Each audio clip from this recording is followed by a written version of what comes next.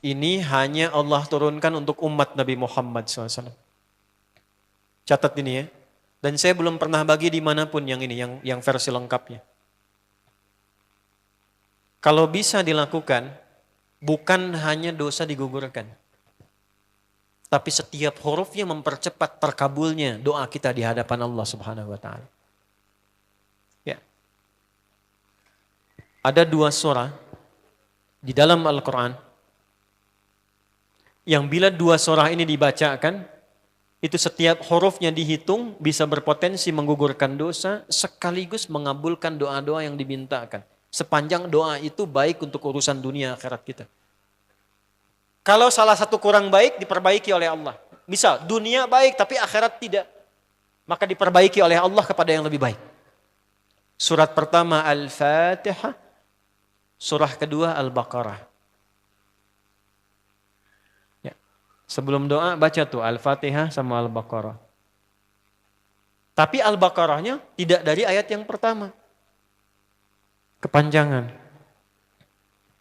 Cukupkan di ayat 285 sampai ayat 286, 2 ayat terakhir. Hadisnya sahih. Kalau mau dikuatkan biasanya banyak ulama memasukkan ayat 284. Ada yang sudah masuk ke dalam Ka'bah di sini? Ini informasi saja.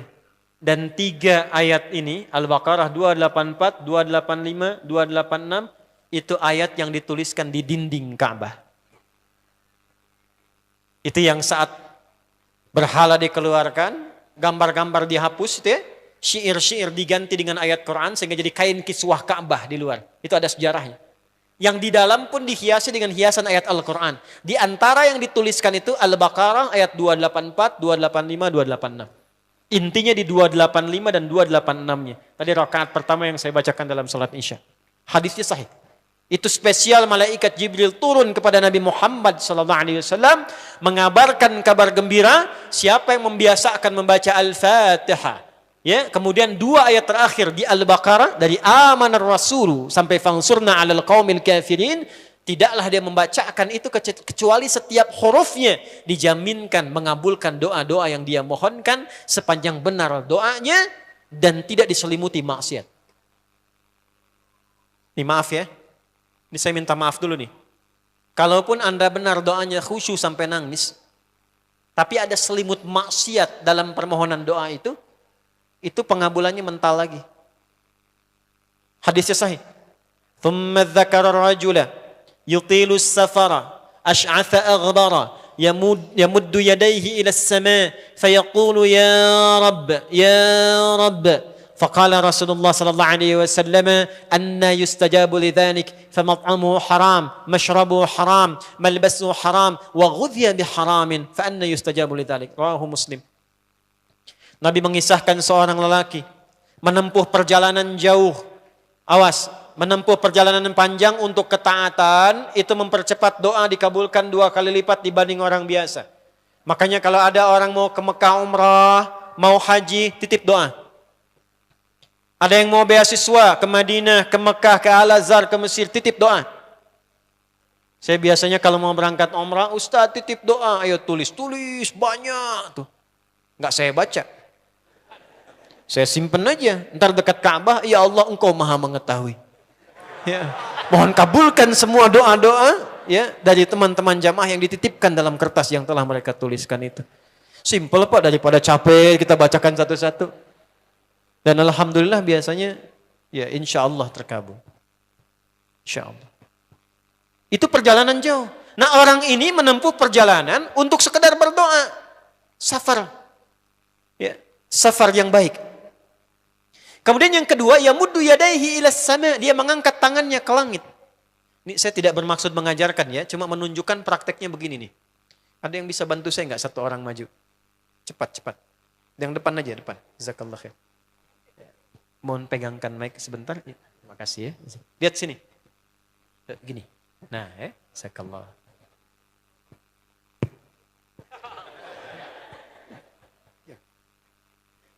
Nah, gini ya. Ini tangan, lihat telapak 2 ya. Berdoa itu sesuai porsinya, dan ikuti caranya Nabi. Kalau doanya formal dalam sholat dan diikat dengan gerakan, jangan kreatif.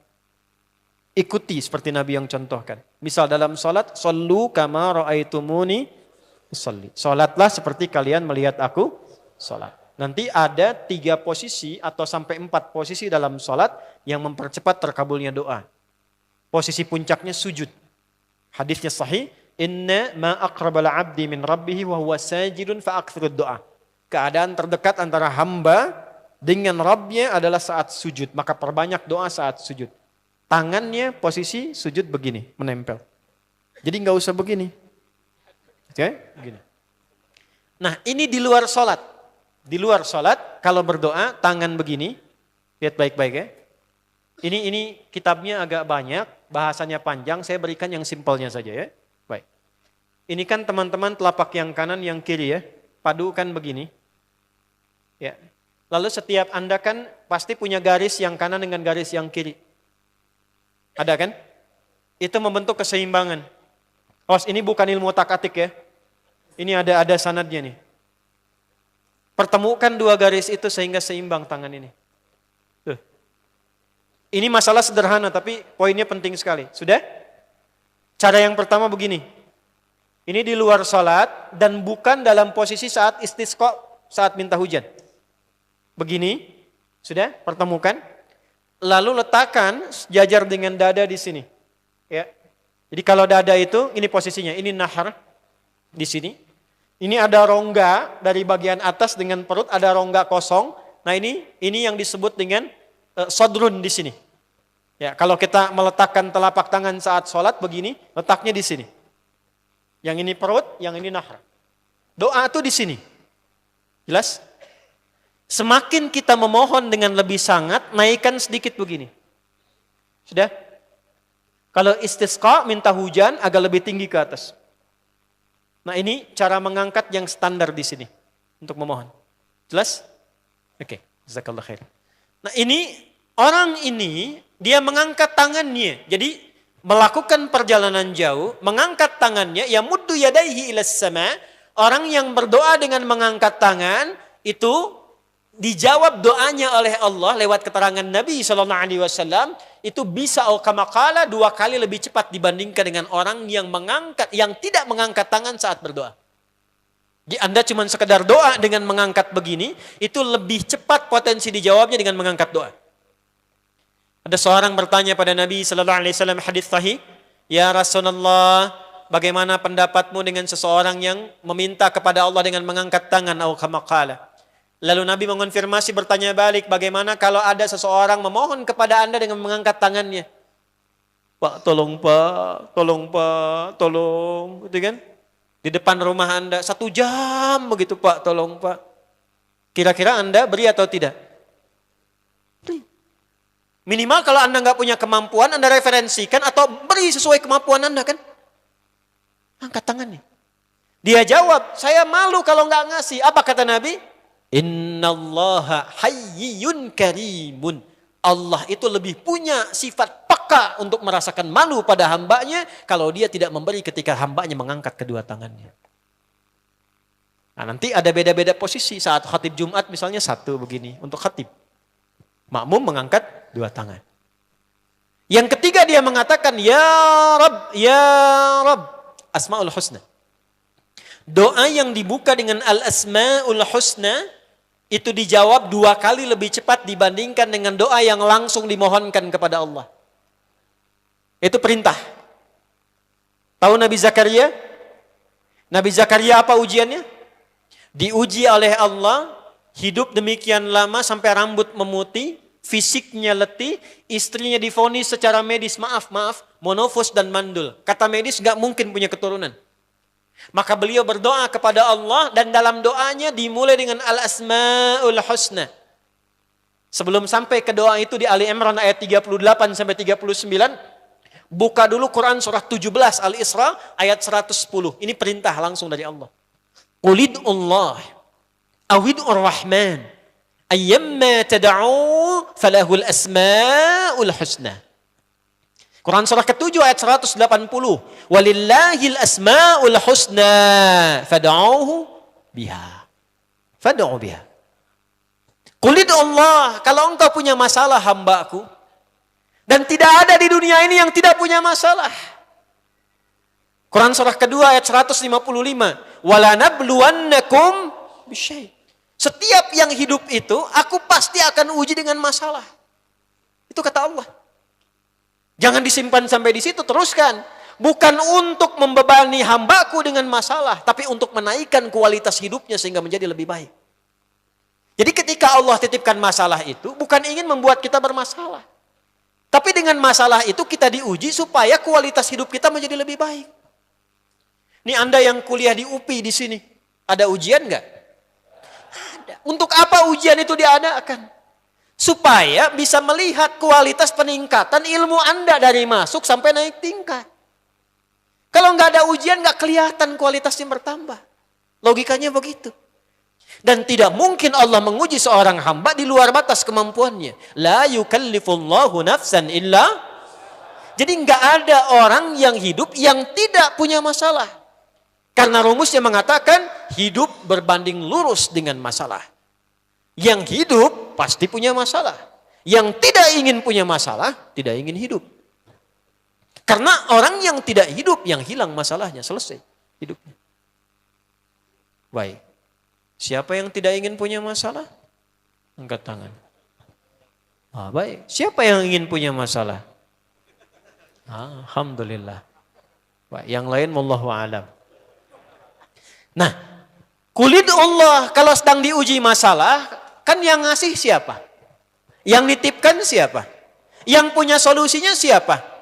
Kalau Anda tahu yang punya solusinya Allah, kenapa curhatnya bukan kepada Allah?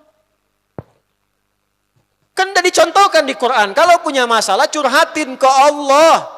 Quran surah 12 ayat 86, sejak era Nabi Yakub, masalah di rumah tangga, anak bermasalah curhatnya pada siapa? Allah. Innama ashku bathi wa huzni ilallah. Aku tuh kalau punya masalah, sesedih apapun, curhatnya Allah.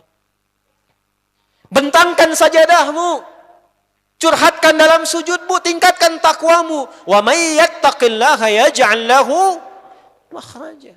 Quran surah 65 di akhir ayat yang kedua. Bentangkan sajadahmu, curhatkan, habiskan dalam sujudmu, keluarkan tangismu. Sehingga bebannya jadi ringan. Walaupun solusi belum datang, hatinya sudah tenang.